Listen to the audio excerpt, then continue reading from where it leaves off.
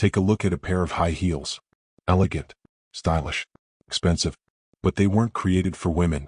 Now imagine them charging across a battlefield at full speed. Sounds impossible? Except that's exactly where their story begins.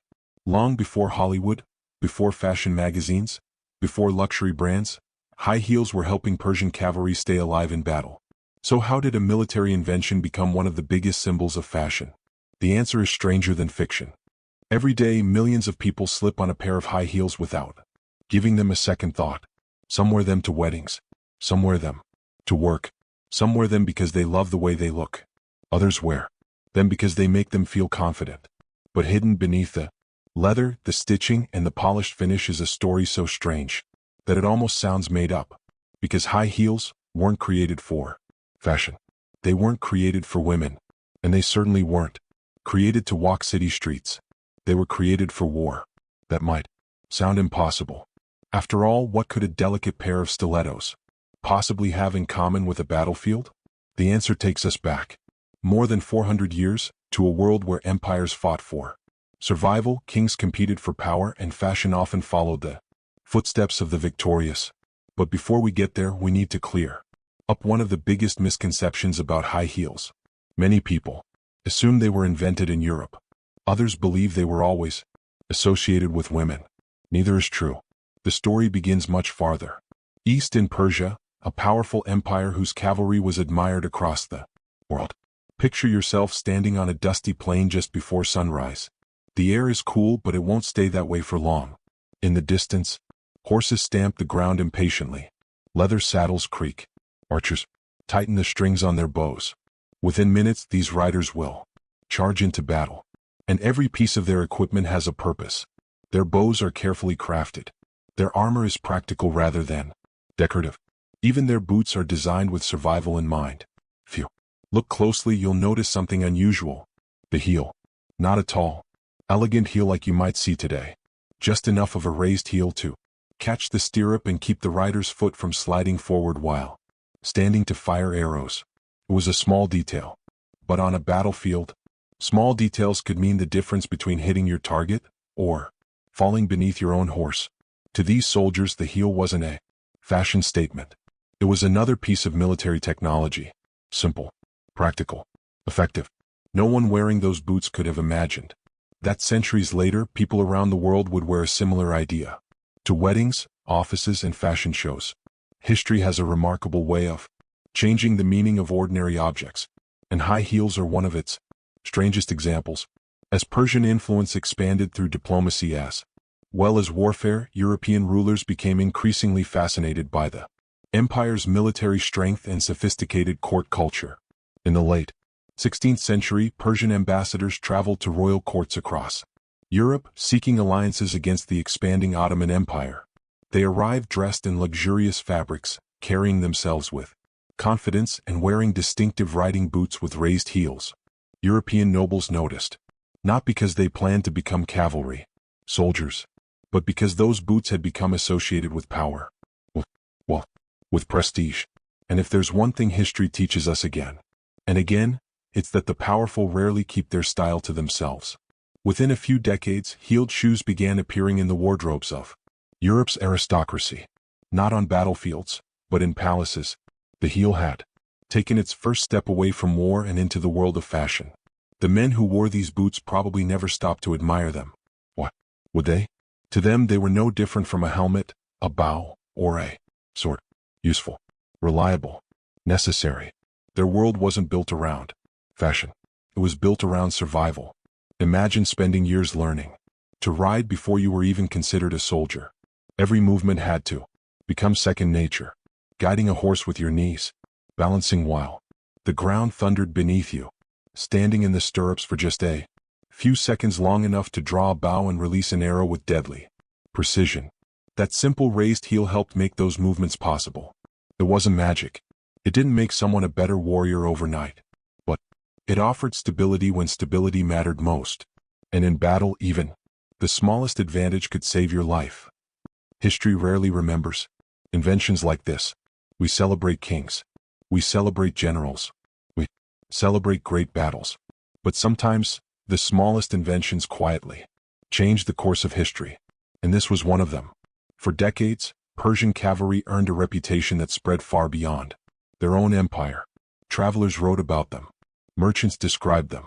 Diplomats observed them. Their military skill impressed Europe's rulers, but so did something else. Their appearance. Long flowing robes. Beautifully crafted weapons. Finely made leather boots. To European eyes, Persian nobles and cavalry officers projected an image of confidence, sophistication, and power. And power has always been fashionable. Not much has changed, has it? People have always copied those they admire. Sometimes it's a hairstyle. Sometimes it's jewelry. Sometimes it's the clothes. 400 years ago, it was the shoes. By the end of the 16th century, Europe was changing. Kingdoms competed for influence. Royal courts became stages where every detail, from the fabric of a coat to the buckle on a shoe, sent a message. Your appearance wasn't just personal. It was political. Every ribbon, every jewel, every piece of embroidery told the world exactly where you stood in society. The richer you were, the less practical your clothing became. Think about it. If your shoes made it difficult to work in a field, that wasn't considered a flaw. It was proof that you never had. If your clothes were covered in expensive silk and delicate lace, everyone knew you weren't expected to chop wood or carry heavy loads. Luxury itself became a language, and high heels quickly became one of its most recognizable words. At first, European men embraced heels for many of the same reasons Persian riders had, although the purpose had already begun to change. The heels still suggested horsemanship, military confidence, authority. But inside royal courts, practicality mattered less than appearance. The higher and more elaborate the heel became, the further it drifted from its military roots. Shoemakers experimented with new shapes. Fine leather replaced rugged riding boots. Embroidery covered the shoes. Bright colors appeared. The battlefield was disappearing. The palace was taking over. And before long, one man would push this transformation further than anyone else. A king whose love of fashion became part of his political strategy. A ruler who understood something extraordinary. If people admired the way you looked, they were more likely to admire your power. His name was Louis XIV, known as the Sun King. Louis XIV ruled France for more than 70 years. His palace at Versailles wasn't just a home. It was a carefully designed stage, where every ceremony, every outfit, and every gesture reinforced one message. The king stood at the center of everything. Nothing was left to chance.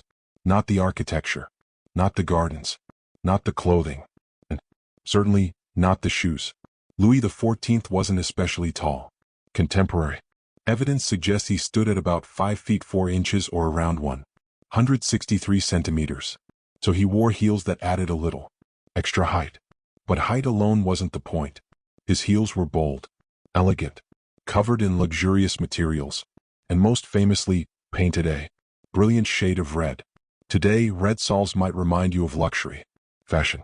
But centuries before modern designers, red heels already carried a powerful message. Red dye was expensive. The color itself signaled wealth. Under Louis XIV, red heels became more than a fashion choice. They became a privilege associated with his royal court. To wear them was to show that you belonged close to the king himself. Imagine walking through the glittering halls of Versailles. Hundreds of nobles surround you. Silk rustles across polished marble floors. Candles reflect from enormous mirrors. Music fills the air. No one needs to ask who's important. They can see it simply by looking down. At Versailles, nothing was accidental. Every detail had meaning. The way you bowed, the seat you were allowed to occupy, the fabrics you wore.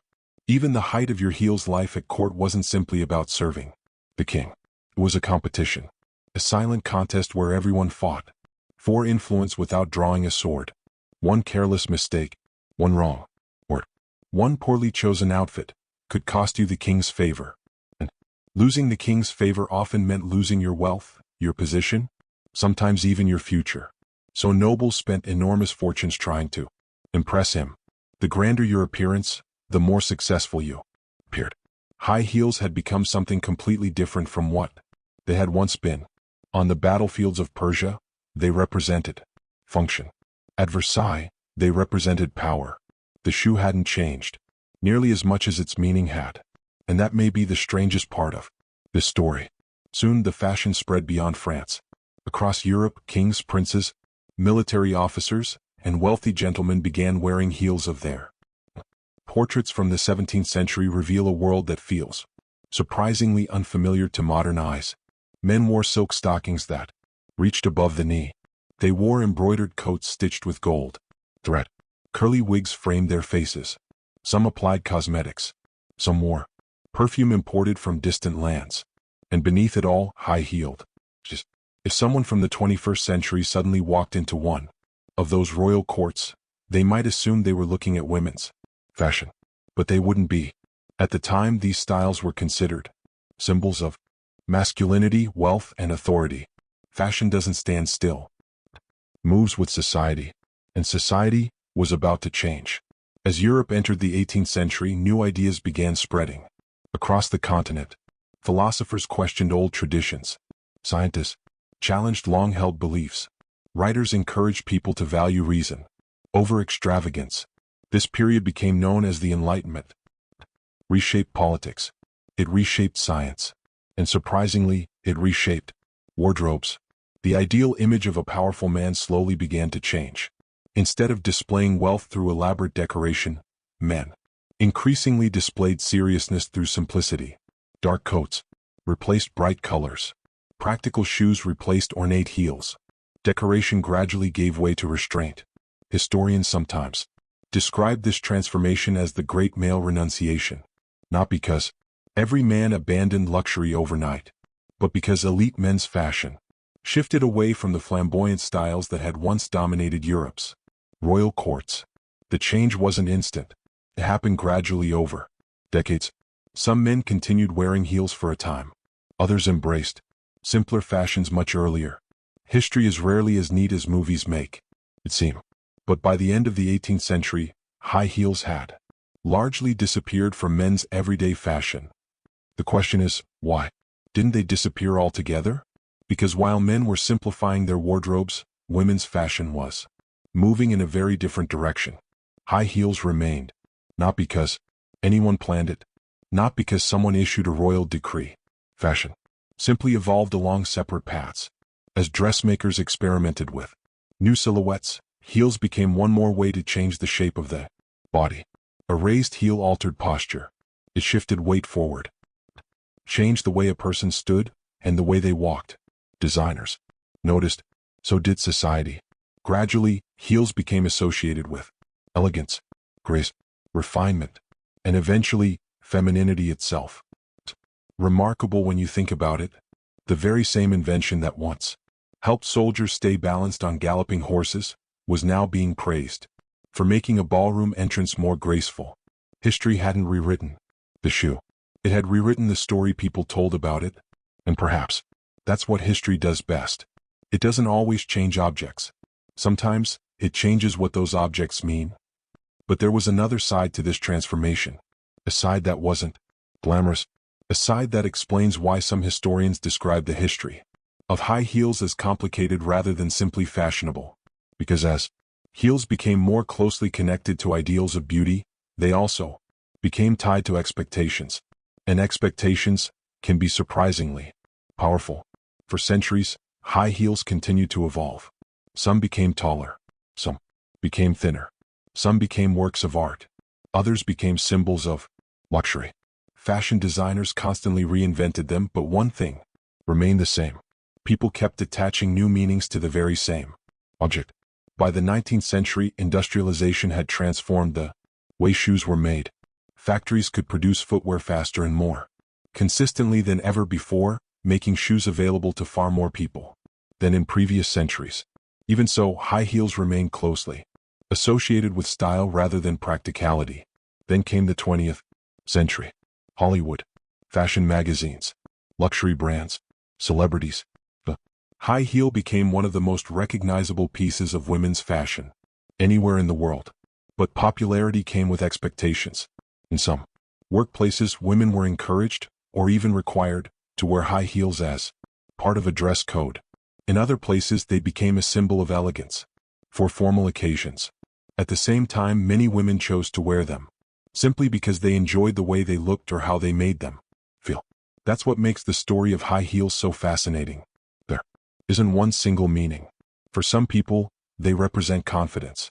For others, creativity, professionalism, celebration, self-expression.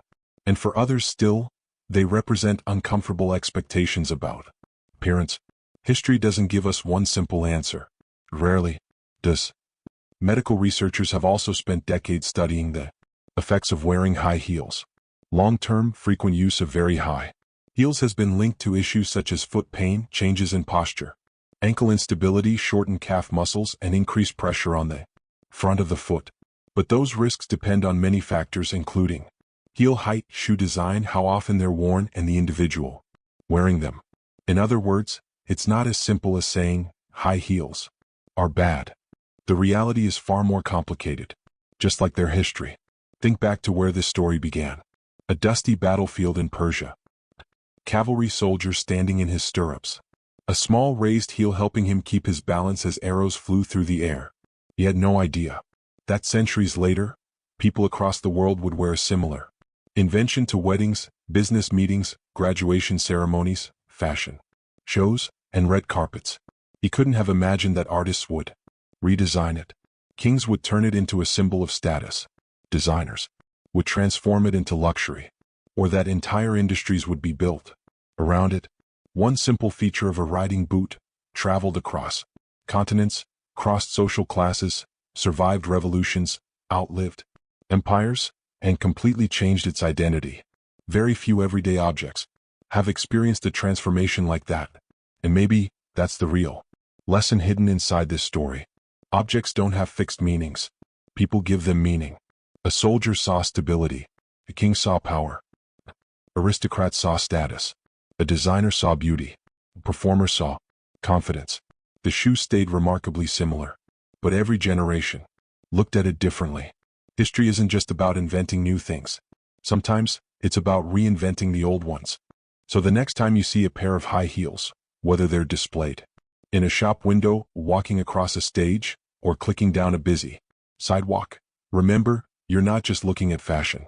You're looking at the legacy of warriors, the ambitions of kings, the rituals of royal courts, and centuries of changing ideas about power, identity, and beauty. All of that hidden inside a single pair of shoes. And that's what makes the history of everyday things so wonderfully strange. BeforeCommon. It was uncommon,